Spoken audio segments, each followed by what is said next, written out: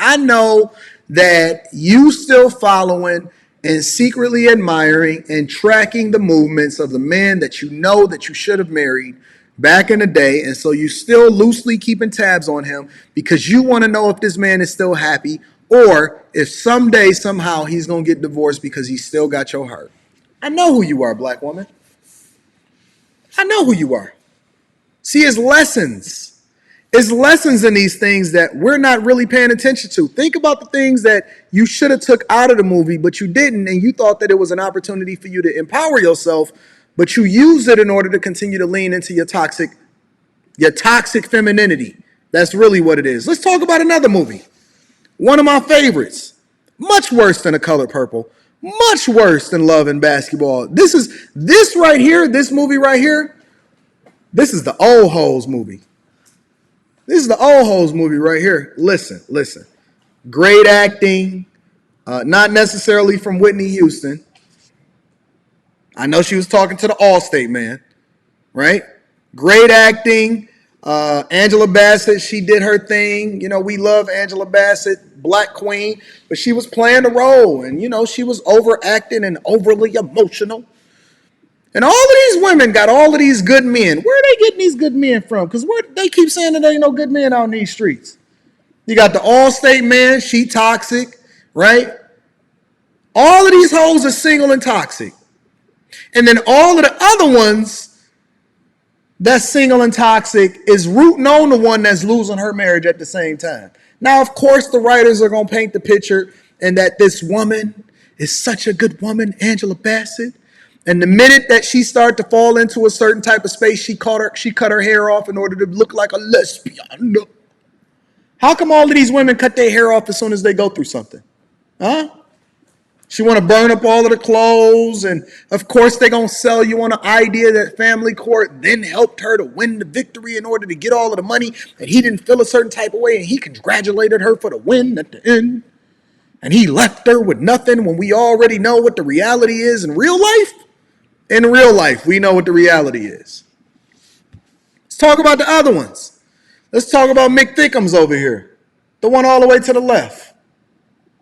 Mick Thickums, you know, the one to the left, the one that was creating a son husband. See, we don't want to talk about the details. When the details starting to come out, we gonna start to really understand it. She was creating a son husband. A son husband. Her son was your son today, then becoming a son husband. Son husband was trying to go over to band camp. Meanwhile, she trying to finesse that man over there, and she feeling self-conscious because she knows she was supposed to lose some weight, and you ain't supposed to be that big. If we gonna really get to the thick of it, and then the prettiest one, the one all the way to the right, she was a side chick. She was a permanent side chick. She had Leon, her and Whitney Houston.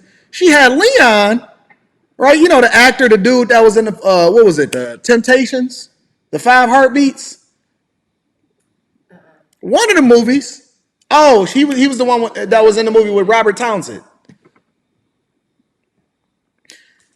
She is a permanent side chick that then starts to hold accountable the man that she decided to open up her legs to, even though she knew she was a side chick. Shout out to Wiggy Will. I'm going to get to you in a minute. Thank you for the super chat.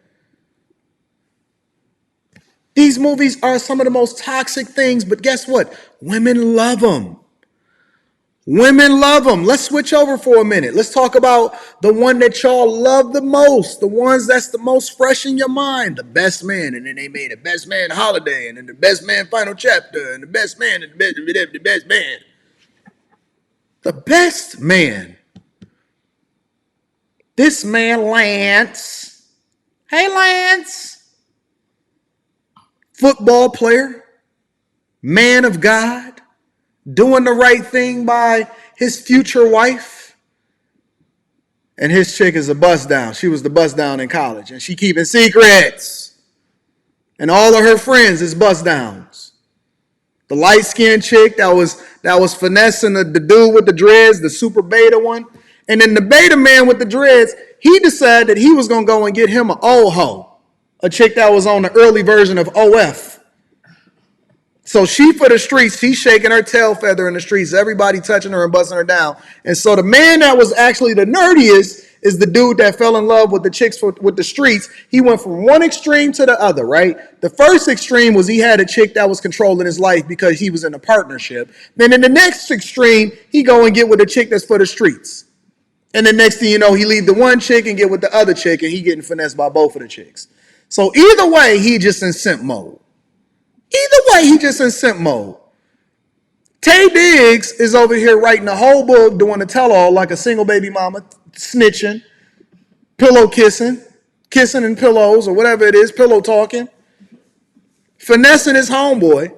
The only person that had any good sense in this movie was Terrence Howard. He the only person that was, they're going to keep a real one in there. The only person that had any good sense in this movie was Terrence Howard, because Lance still went through crying at the altar, can't unsee the fact that somebody else was busting down his chick, and it just so happened to be the dude that's his best man.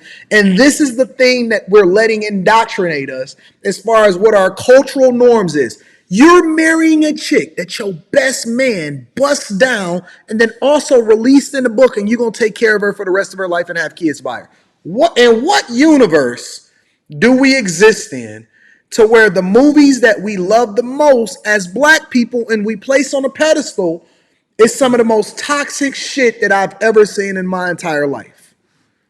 It's some of the most toxic stuff that I've ever seen in my entire life. This man is crying at the altar, not necessarily because his wife is so beautiful, but because the dude that's standing next to him with a black eye is handing him a ring because he had to choke him up at his bachelor party because he was reading about how it is that he buzzed down his chick, and I got to somehow never look at that book again because I can't unsee what it is that I know that my chick did to me and then was hiding from me. And the worst part about it is it would have never even came out if he didn't read it in the book and then put two and two together. If it wasn't for Terrence Howard continuing to push this thing on. Listen to how toxic these movies are. Listen to how toxic. Listen. I got one for y'all that is some of the most toxic shit that I've ever heard in my entire life.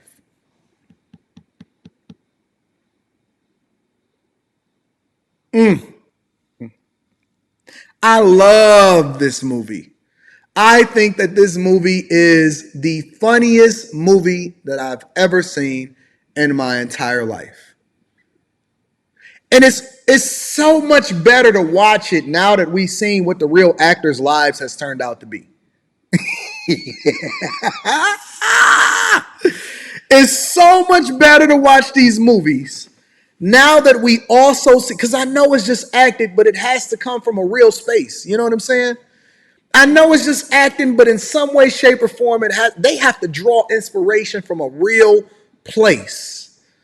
And so when I see these movies, right, and I replay what it was that I seen and I watched when I was coming up, and what it is that we embraced that we thought was awesome, and then you start to combine it with how the real actors' lives and what they revealed themselves to be later on in life, if it's not some of the most toxic things that I've ever seen in my life, I have no clue.